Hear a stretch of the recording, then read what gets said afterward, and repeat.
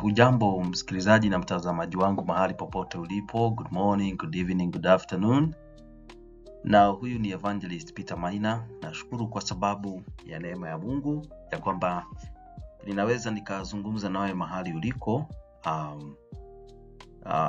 katika masuala tofauti yanayohusu maisha yetu na neno la Bwana haswa. Ninashukuru kwa sababu Bwana amekuwa mwema kwangu na kwa familia yangu. Na ninashukuru ya kwamba anazidi kujidhihirisha kwa wale ambao wanamtafuta kwa njia ya pekee. Hii leo nataka tuweze kuanza kuzungumzia swala lingine.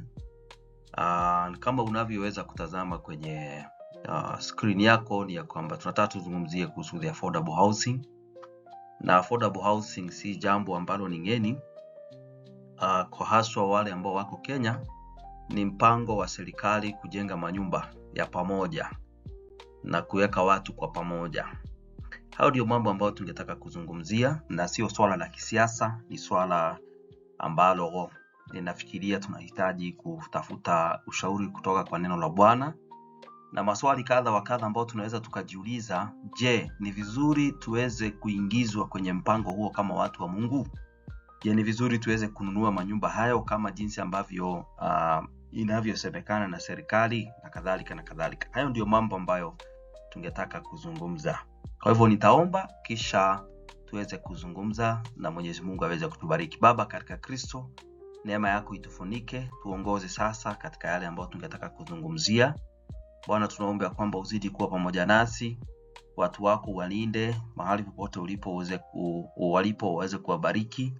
Hata wale tayari wameingizwa kwa hofu na mitindo ya kutafuta pesa ambayo haina mibaraka kutoka kwako, Bwana, unapozidi kujidhihirisha katika swala hili, tunaomba ya kwamba kwa wale ambao wameathirika pakubwa uweze kuwapatia utulivu moyoni mwao kwa kuwarejesha katika neno lako, kwa sababu wewe ni mwaminifu na umejaa rehema.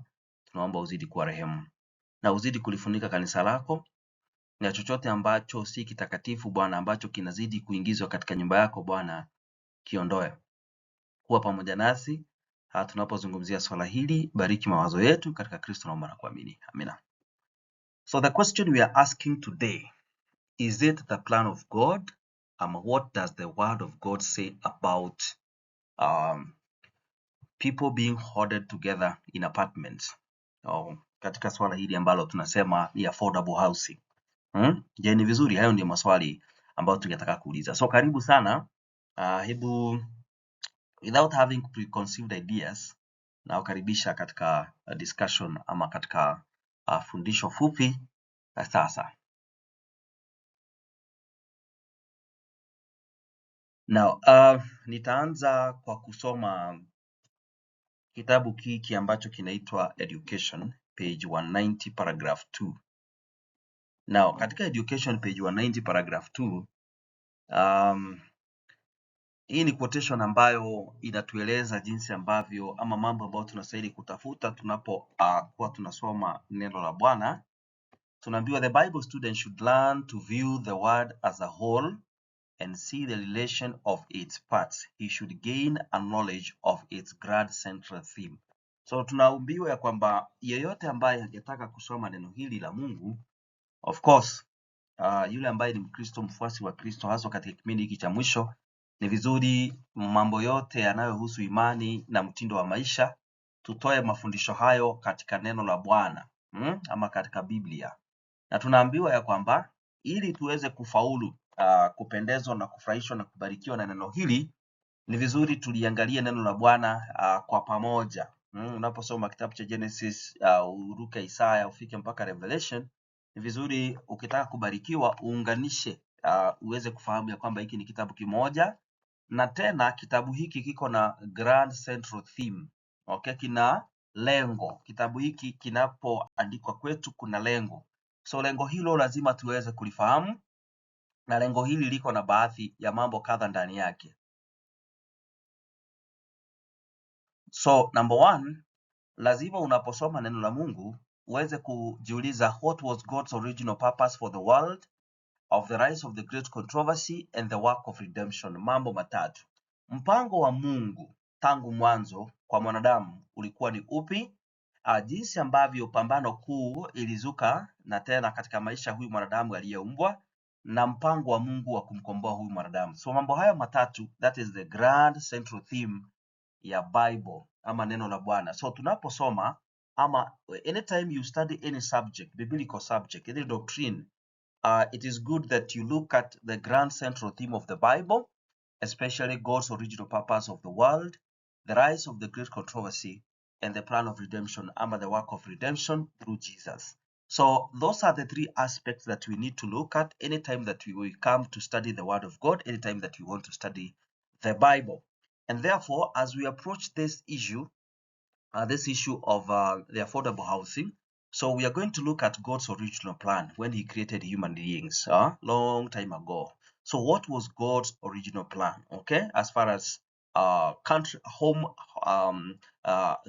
building a home, or rather getting a place to stay with a family, what was God's original plan? Okay, so as we look at that subject, we are going to go back to the book of Genesis chapter 2 verse 8. So if you have your Bible, you can open so that we can look at what the Bible really says in the book of Genesis. Remember Genesis chapter 1 and Genesis chapter 2. Now this is before sin came into the world. So we are told in God's original plan, that is in the Bible, the Lord God planted a garden, okay, eastward in Eden, and there He put the man whom He had formed. So right away from the beginning, when God created man, the Bible says He put him into a garden, okay, into a garden, eastward of Eden, and there He put the man. So tunaweza tukasema ya kwamba Mungu alipomtengeneza mwanadamu na kumuumba, sehemu yake ya kuishi, okay, sehemu ya mwanadamu ya kuishi tangu mwanzo, wakati mwanadamu aliumbwa, ni shambani ama mashambani. Tunaweza tukasema shambani ama mashambani, okay. I think that's a direct verse. So hiyo ni fungu ambalo linaeleweka. Mwanadamu alipoumbwa aliwekwa shambani aweze kuishi shambani. Na tunaambiwa katika mstari wake wa 15, Genesis chapter 2 ama Mwanzo 2:15, and the Lord God took the man and put him into the garden of Eden to dress it and to keep it. So tunaweza tukasema kazi ya kwanza ya mwanadamu aliyopewa na Mwenyezi Mungu immediately after creation was agriculture. Mwanadamu aliwekwa kwenye shamba ili aweze kuilima na kuilinda na kuitunza, okay? So that's God's original plan from the beginning. Mungu alitaka mwanadamu aweze kuinteract na nature, that is even before sin, okay? Alitaka akae kwenye nature, aweze kufurahia ubaji wa Mungu, aweze kukaa shambani akijifundisha njia za Bwana, kisha aweze kufanya kazi, okay? Aweze kufanya kazi ya kulima na tena aweze kufanya kazi ya kutunza God's creation, okay? So that is from the Bible, Genesis chapter 2 verse 8, Genesis chapter 2 verse 15. Now tunaambiwa tena that is some like 10 generations thereafter, baadaye katika maisha ya mzee Nuhu, we are told katika Genesis chapter 9 verse 20, hata Nuhu naye, of course we can read the story of Noah and the flood, lakini tunaambiwa ya kwamba now Genesis chapter 9 ni baada ya the floods, ni baada ya mvua ya masika iliyonyesha, mvua ya gharika iliyogharikisha ulimwengu, okay, God's judgment katika kipindi hicho cha Nuhu. Tunaambiwa na kumbuka ya kwamba huyu mtu wa Mungu ambaye anaitwa Nuhu, kupitia kwake na watoto wake watatu Shem, Ham na Japheth, God used that family to repopulate the world after the flood. Mungu alitumia familia hii kuweza kujaza watu katika ulimwengu, na tunaambiwa ya kwamba in the life of this godly man ambaye anaitwa Nuhu, in Genesis chapter 9 verse 20, Noah began to be a husbandman and he planted a vineyard. So Nuhu alikuwa ni mkulima na alitengeneza shamba la mizabibu, okay? So that we can learn from there. In fact, there are other places you can go to in the Bible, ugundue kwamba watu wa Mungu wengi wakitajwa, maisha yao ya kuishi, yes, walikuwa sometimes wanakimbia kwenye the cities kufanya kazi huko ama kwenye miji na mitaa. Hata ukiangalia maisha ya John the Baptist, Zachariah na Elizabeth, ukisoma the book of Luke, utagundua kwamba wao walikuwa wanaishi sehemu ambazo they can interact with nature. Now especially let me look at this verse in the book of Amos. Nilithibitisha katika kitabu cha Amosi, the book of Amos chapter 7 verse 14 and 15. Niangalia. Yes, tunaambiwa hivi, then answered Amos and said to Amaziah, I was no prophet, neither was I prophet's son, but I was a herdman and a gatherer of the sycamore fruit. And the Lord took me as I followed the flock, and the Lord said unto me, go prophesy unto my people Israel. So tunaona hata mtumishi wa Mungu huyu ambaye ni Amos anapojitambulisha, anasema kwa huyu ndugu ambaye anaitwa Amaziah the priest at Bethel, anamwambia mimi sikuwa nabii ama sikuwa mtoto wa nabii, lakini nilikuwa mlinda ama mtunza wanyama, na mimi nilikuwa ni mkulima ambaye alikuwa anachuma matunda ya sikamu. Alafu baadaye Bwana akanitokea nilipolisha makundi, akaniambia enda ukatoe unabii katika nyumba ya Israeli. So kwa ufupi, lifestyle ya mashambani ama lifestyle ya mashambani ndiyo lifestyle ambayo Bwana alikuwa amekusudia kwamba watu wa Mungu waweze kuwa nayo. Okay, they interact with nature, wakae karibu sana na nature. Now the first city ama mtu wa kwanza ambaye alijenga mji, okay, ni huyu jamaa ambaye anaitwa Kaini. Na you know biblically ya kwamba Kaini is not a very good person, sio mtu mzuri sana ambaye tunaweza tukaiga sana. Kaini tunaposoma habari zake, we can derive some lessons from the life of Cain. Number one, he is the disobedient one. Ukisoma Genesis chapter 4 verse 1 to 7, uangalie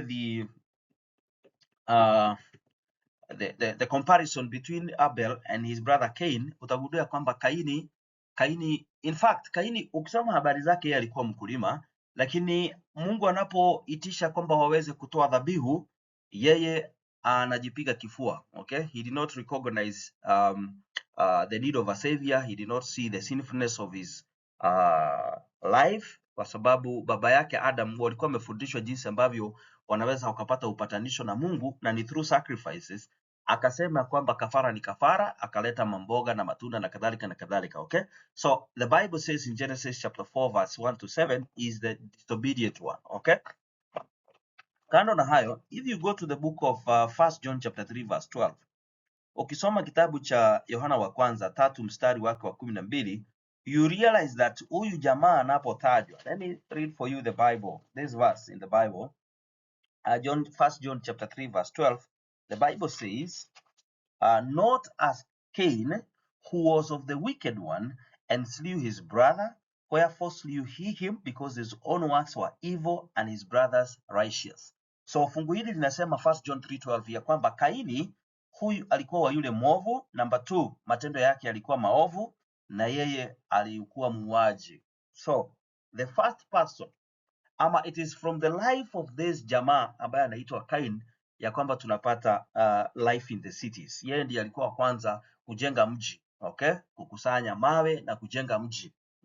Na mji, tunaposema mji, uko na smaller towns within surrounding tunaposema mji. Okay, so yeye ndiye alikuwa wa kwanza, Cain. So with that spirit of Cain wakajenga mji. And don't forget ni ya kwamba it is through the lineage of this gentleman, through a son ambaye anaitwa Lamech. Ukisoma Bible in Genesis chapter 4, where polygamy was introduced. Yani yeye tu Kaini ukimtaja, Kaini hana jambo nzuri la kuigwa. Ni mtu ambaye alikuwa ni wa yule mwovu. And therefore Genesis chapter 4 verse 17, and Cain, and then you proceed, he builded a city. Yeye ndiye alikuwa kwanza kujenga mji biblically. Ya kwamba now this is chapter 4, so dhambi imekwisha kuingia duniani. And hakujenga mji mmoja. Ukienda kusoma utasoma ya kwamba alikuwa anajenga mji kisha anaita watoto wake miji hiyo majina ya watoto wake.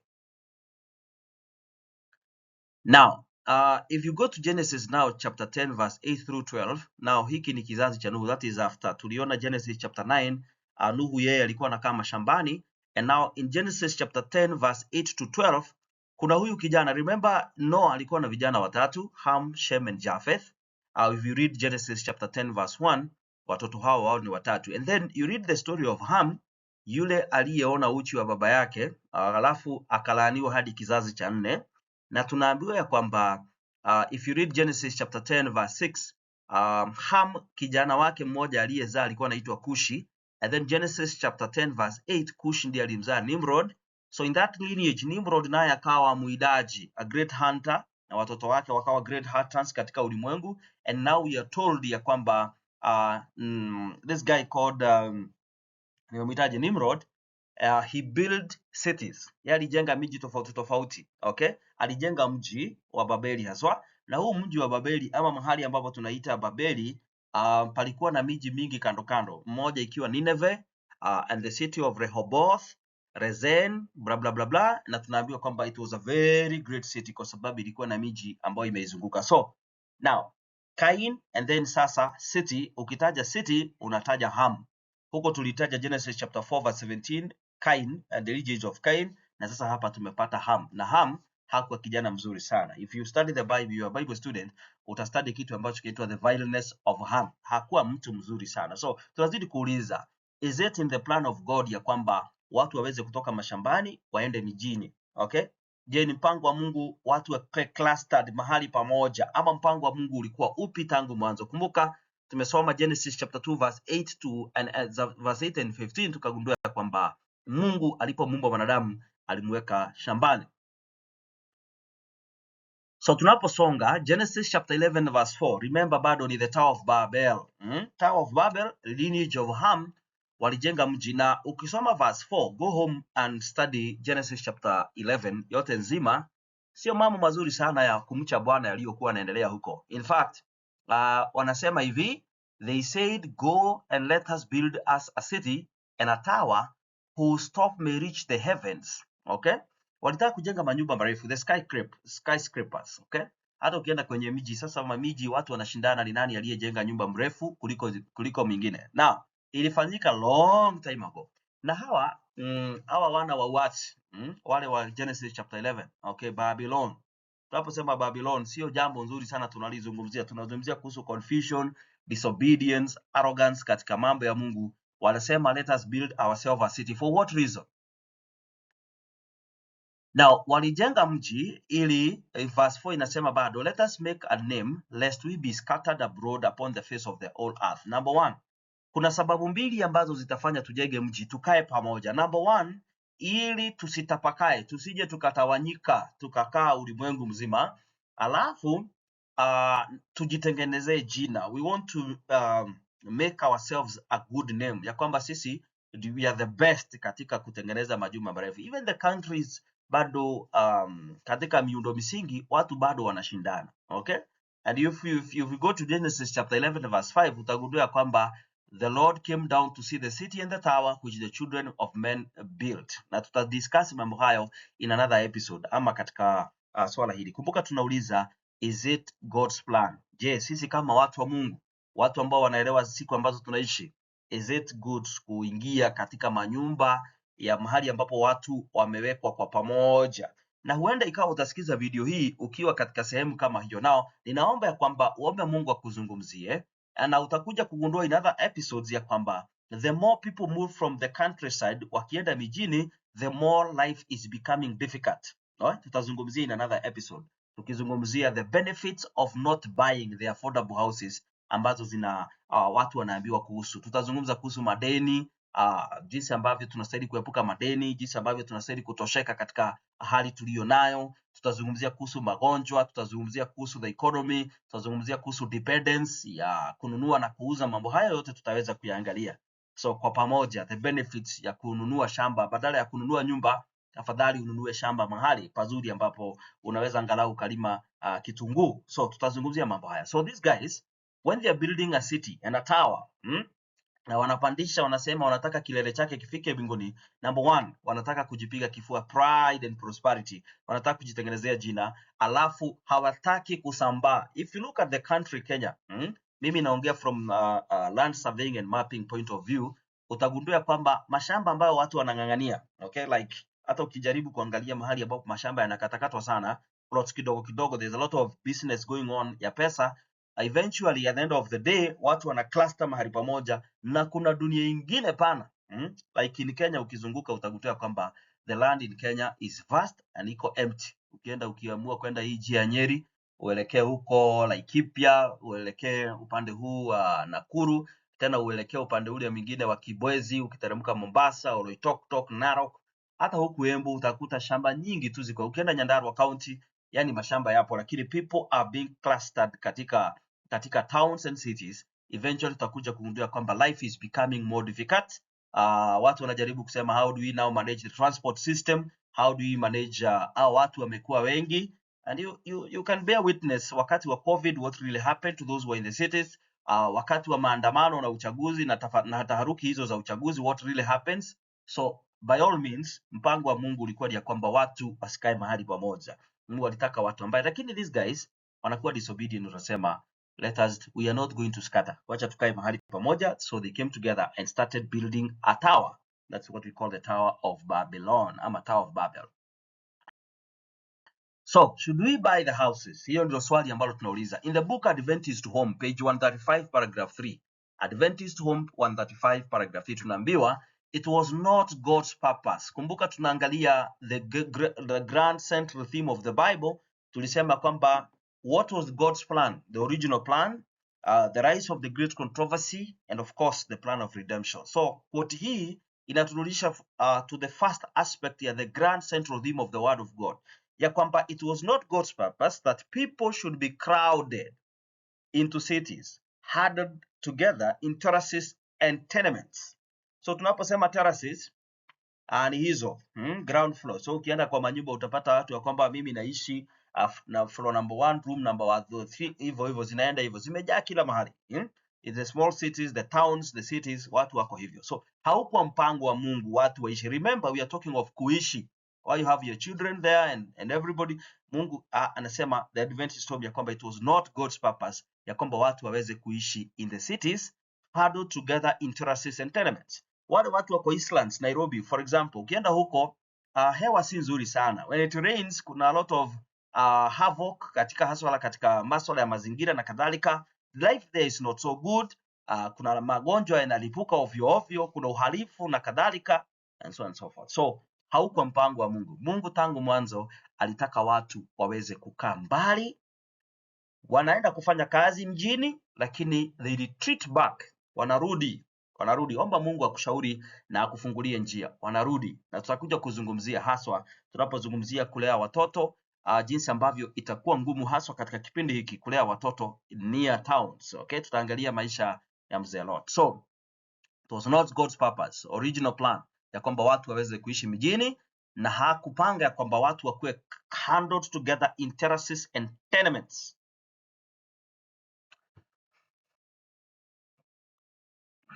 So tunazidi kuuliza, should we buy the houses? In the beginning he placed our first parents amidst the beautiful sights and sounds he desires us to rejoice today.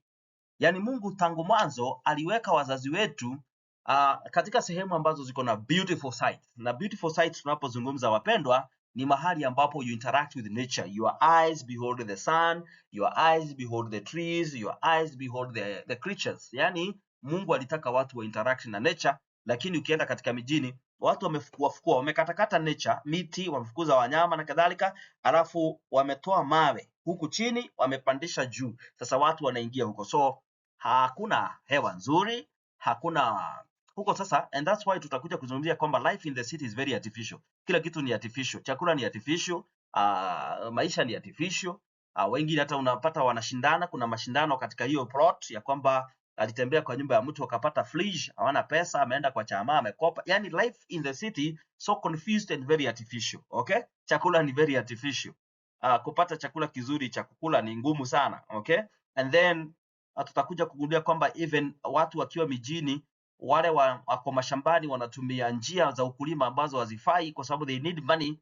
Maana there is a lot of people in the city ambao wanahitaji chakula kwa haraka, then wanawapea chakula ambacho pengine hata kina madawa. All those things we are going to discuss, and how the health department katika nchi na duniani itazidi kutumia pesa nyingi kwa sababu they failed from the word go. The government hazipangi kurudisha watu mashambani. Look at Kibera slums. Hawa watu wote wangechukuliwa warudishe kwao mashambani mahali waliko, because most of them they are doing nothing in the city. Ama mapato hata haiko, lakini if they lived in their countryside, wanaweza wakapata maisha kwamba imeanza kupungua. That's why utapata watu kwa wakati kimeumana sana, that's when people run away back to the countryside. So nashukuru Mungu ya kwamba I'm in the countryside, na ninashukuru ya kwamba neema ya Mungu iko pamoja nami, and those who are practicing country living, mahali popote wali, yani kuishi mashambani. Simaanisha kwamba kutoishi na watu, na maanisha kurudi mashambani, kukaa mahali kuna mashamba, kuna maji, kuna wanyama na kadhalika. Huo ndio ulikuwa mpango wa Mungu tangu mwanzo, so that we can see the beautiful sights and the sounds. So life in the city, the beautiful sounds is za bodaboda ambazo zimeharibiwa exhaust pipe, magari na comparison ya magari, na bridges ambazo zimetengenezwa na Mchina ama buildings. Sasa watu wanaenda kuona vitu ambavyo very artificial, lakini Mungu refreshment ya akili ya mwanadamu, alitaka mwanadamu aweze kuinteract na nature as much as possible. Maana through nature ama in nature there are beautiful sights and beautiful sounds. Na tunapozungumza kuhusu beautiful sounds, tunaongea kuhusu the beautiful sounds of the birds and the beautiful sounds of the animals and kadhalika na kadhalika. So Mungu akubariki sana tunapozungumzia mambo haya kwa ufupi. Now, the more nearly we come into harmony with God's original plan. Sasa sikiliza basi. Ninaomba uende usome Adventist Home chapter 20, the family and the city life. So the more nearly we come into harmony with God's plan, vile ambavyo tutangangana by God's grace tuendelee kurudi kwenye mpango wa Mungu wa mwanzo, the more favorable will be our position to secure healthy body, mind and soul. Tuko katika siku za mwisho. If you read 1 Thessalonians chapter 5, I think verse 23, yes, ni mpango wa Mungu ya kwamba tutakaswe the mind, the body and the soul. Na tunaambiwa basi that can only happen if we come closer, the more nearly we come into harmony with that original plan. Tunapoendelea kurudi kwenye mpango wa Mungu wa mwanzo, mwandishi wa kitabu hiki anasema ya kwamba bas it will be more favorable for us, ama we shall be in a more favorable position to secure a healthy body, a healthy mind and soul. So ukifanya utafiti, those people living in the cities wako na stress nyingi kuliko wale ambao wanaishi mashambani. So miili, magonjwa na kadhalika. Okay, even COVID, wakati COVID ilikuja, if you do a comparison, utapata kwamba magonjwa ya bukizi yanaathiri wale ambao wanakaa town, because even the air there is polluted. Okay, si safi, maji ya kunywa si safi, yani there is minimal life support mahali watu wamekaa pamoja kuliko watu wakitawanyika. So if you have your own space, unakaa huko unavuna kitunguu chako bila kuwekwa madawa, spinach unachuna, hakuna madawa, bas you become a very happy person. So ninakuomba ya kwamba uombe Mungu akujalie ni mwaminifu. Okay, hili wazo, hili jambo, hebu lianze kuingia kwenye mawazo yako. Tutalizungumza katika episode kadhaa ili tuweze kuona what are the benefits ya kukaa mashambani and what are the disadvantages ya kuingia kwenye affordable housing ama kuingia kwenye manyumba ya pamoja, mahali ambapo watu wanarundikwa kwa pamoja. Hauko mpango wa Mungu tangu mwanzo. Now, naomba nirejelee jinsi ambavyo one of the cabinet secretaries alisema. Nafikiri hii iko kwenye media, it is the public domain kama hujakutana nayo. Alikuwa anasema tunataka nyinyi mkuje muishi kwa hizi manyumba, muache mashamba kule nyumbani, tupane mimea na ya kusaidia watu wetu. Listen, mpaka mahali alisema ya kwamba na mtu asije akasema ya kwamba amezika baba yake huko azae mtoto mwingine, azae mtoto mwingine amuite hilo jina, as long as you donate ama you give back your land ili ya kwamba waweze kufanya ukulima. Now this happens in other countries, lakini ninaomba Mwenyezi Mungu akujalie mahali tunaelekea duniani na mipango ya dunia. The last thing you need to joke with ni shamba ambalo linaitwa lako ama kasehemu ambako kanaitwa, because in my view watu wanastahili kuwa more independent tunapoendelea kuishi duniani. Lakini sasa wakiendelea kufinyafinywa hapa na pale, maisha ya watu itakuwa ngumu. You need freedom, vile ambavyo utaishi kwako. You need freedom, jinsi ambavyo utalima kitunguu, utalima nyanya and so on and so forth. So jambo hili msichukulie kwa mzaha. Pengine kuna jambo ambalo linapangwa, lakini tutalijua baadaye. Lakini I would discourage you kama mtumishi wa Mungu kupeana shamba yako ati urudi mjini. In fact, we need to bring more people from the city back to the village, not the vice versa. Na maana mpango wa Mungu hivyo ndivyo unavyotaka. So tunaambiwa hivi, Adventist Home 141 paragraph 1, Whenever possible, it is the duty of parents to make homes in the country for their children. Okay, mzazi ambao unanisikiliza, ikiwezekana, in fact, si lazima uwe na pesa ujenge nyumba. You can still rent. For those who are renting, you can rent out in the village. For those who have families, na maybe mzee ndiye anafanya kazi in the city ama town fulani, why don't you take your family in the countryside? Wewe unaenda unafanya kazi, unarudi nyumbani. It is safer there, it is very healthy there. Hata utapunguza hela. Wanapo interact na nature, especially those who are planning to homeschool their children, you cannot do homeschooling per se in the city. You need to go back to the village ili ya kwamba watoto, part of the homeschooling iwe the interaction of interaction with nature. So whenever possible, it is the duty of parents to make homes in the country for their children. Okay, tutazungumzia baadaye raising the children in the city and raising the children in the countryside. So we want you to leave your gardens and come to the tenements and terraces. We plant crops. Hayo ni maneno ya CS Oparanya. Is that the voice of God? Absolutely not. Hiyo haikuwa sauti ya Mungu. We would want people back to the village, watu warudi, especially for their personal benefits. Wao wenyewe waweze kubenefit individually wanapo interact na nature. It is safer there. Okay? So Mungu akujalie na akuzungumzie. And those who are vying for positions in the leadership positions in government, wakiwa Waadventista wa Sabato, we want to challenge you. Kama iwapo utasikia sauti hii, in fact, if you practice Adventism na vile ambavyo Mwenyezi Mungu amejidhihirisha katika kanisa lake, we'll have solved so many problems ambazo ziko katika nchi today. CS Matiangi, if you can hear me, kama mshirika mwadventista wa Sabato pamoja nami, if for instance we borrowed from the books za education, the book Educations, Councils on Education, Fundamentals of Christian Education, tunaweza tukaleta suluhisho kubwa sana katika the Ministry of Education in our country. If we borrowed from the Ministry of Healing na vitabu vya afya, nashukuru kwa sababu nilikusikia ukizungumza how much we need preventive care. Okay, if we borrowed so much from that, tunaweza tukaleta suluhisho katika swala hili la afya, na budget nyingi ambazo tuko nazo za masuala ya afya zingekuwa zimepunguka. Okay, so Christians, we have the solutions. Waadventista, Wakristo, Waadventista wenzangu na Wakristo wanaonisikiliza, we have all the solutions katika shida za mwanadamu, kwa sababu for instance, juzi watu wamekuwa wakizungumza kuhusu HIV and AIDS, na watu wengine wakashtuka kwamba Donald Trump amesema kwamba atakata funding ya ARVs. Lakini we can solve the HIV AIDS kwa urahisi. Huo ni ugonjwa ambao unakuwa transmitted from one individual to another through funny isipokuwa pengine mtoto amezaliwa. But basically the bottom line is, kama watu wangekuwa waaminifu, wangefundishwa kuaminifu na kutii sheria za Mungu, hasa sheria inayosema usizini, basi magonjwa kama hayo basi tungekuwa tumemalizana nayo and we would have a healthy society. So kwa ufupi, Mungu anakuomba wewe mzee unayenisikiliza, consider those children of yours. The influence of the city tutakuja kuangalia baadaye. It is not good for your children. Na ndio maana unapata watoto wakishafika umri fulani, basi wanatoka mikononi mwa wazazi, pengine wamemaliza high school and then they become something else. Okay? It is because of the life in the cities ama maisha mjini. Omba Mungu, kama una rent, utoe familia yako. You will always see the benefits. Mungu ni mwaminifu. Our God is not a con man. Enda mahali ambapo unasikia nyimbo za ndege. Enda mahali ambapo unasikia wanyama wakipiga kelele. Lakini kama mahali ulipo ni magari tu, basi uko katika hali ambayo inaweza kuletea matatizo ya maisha. So we need more nature. So fathers and mothers who possess a piece of land.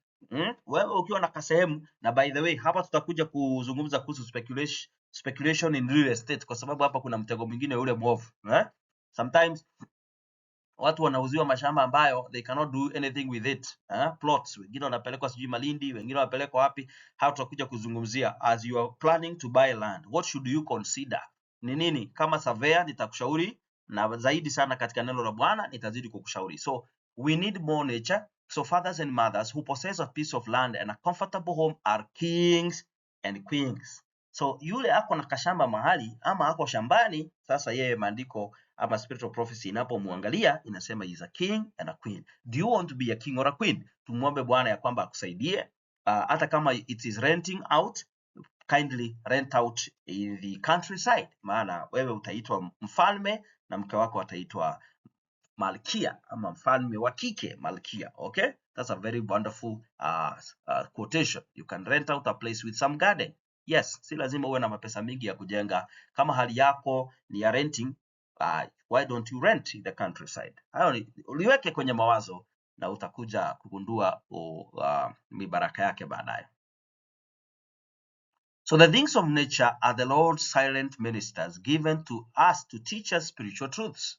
For instance, ukiangalia hili swala la LGBTQ++++, ya kwamba Adam anaweza muoa Steve, yani watu wanajifanya kwamba hawajui, wanapoangalia their genitals ama sehemu zao nyeti za siri, hatuwawezi wakatambua ni wanaume na wanawake. The more they interact with nature, if you read Job 12 verse 7 to 9, naomba uandike hilo fungu. Job 12 verse 7 to 9, the LGBT+ community. If you leave the city and go to the countryside, then you let nature speak to you, basi utawapata ya kwamba uovu huo wa akili wa wanadamu utapungua. Let's just take them to nature, wakae huko. Because wakiangalia nature, Job chapter 12 verse 7 to 9 inasema wanyama watakufundisha. The fish in the sea watakufundisha. The birds of the air watakufundisha. Na ukikaa na wanyama, like I keep pigeons, unajifundisha mambo mengi through the pigeons. Ukikaa huku umeumwa na siafu kidogo, so we are told the things of nature. Yaani mambo ambayo Mungu ameweka katika uumbaji wake are the Lord's silent ministers. Yaani wale ni watumishi wa Bwana ambao wamenyamaza, wametulia, given us to teach us spiritual truths. Na tunapo interact na nature anyhow, tunajifundisha mambo ya Bwana ya ajabu. For instance, wacha nikuonyeshe. Do you know, unapoangalia jua na mwezi na nyota, ukiangalia sana, especially when the sun is going down ama the moon in the night, utagundua kwamba rangi yake ni golden, na haiwezi ikachoma macho. Na in fact ukiangalia historically katika jinsi ambavyo watu walitengeneza mataa ya magari ama mataa ya kumulika nje, mulika mwizi, utagundua yalikuwa golden na hayakuchoma. For those who are drivers, wale tunapo drive magari usiku, ukikutana na gari ambayo imewashwa taa ambayo ni golden, utagundua kwamba haichomi macho sana kama hii nyingine ambayo imetokea nyeupe. Sijui inaitwa xenon light. Sikiliza. Nature, the more we come closer to nature, hata katika kutengeneza manyumba yetu, unakuja hapo unatengeneza nyumba ukipata pesa in the direction of the sun. Jua likichomoza asubuhi linachoma, linaingiza mwangaza kwako, jioni likienda upande ule mwingine linaingiza mwangaza bedroom. Now, how interesting is that? So, study nature.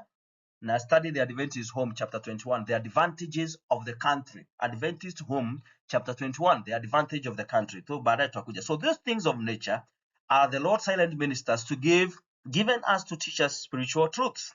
So, tunaambiwa as we interact with nature, na haya ndio tutakuja kuzungumzia houses and homes. Tutazungumzia the aspect of health, education, food security, influence, economy, etc. Hayo ndio mambo ambayo tutakuja kuzungumzia in other episodes, tukijaribu kukuonyesha kwamba it is better to buy a small shamba mahali na kuweka a small structure than to buy an apartment mahali ambapo watu wamerundikana kwa pamoja. Weka hayo katika mawazo.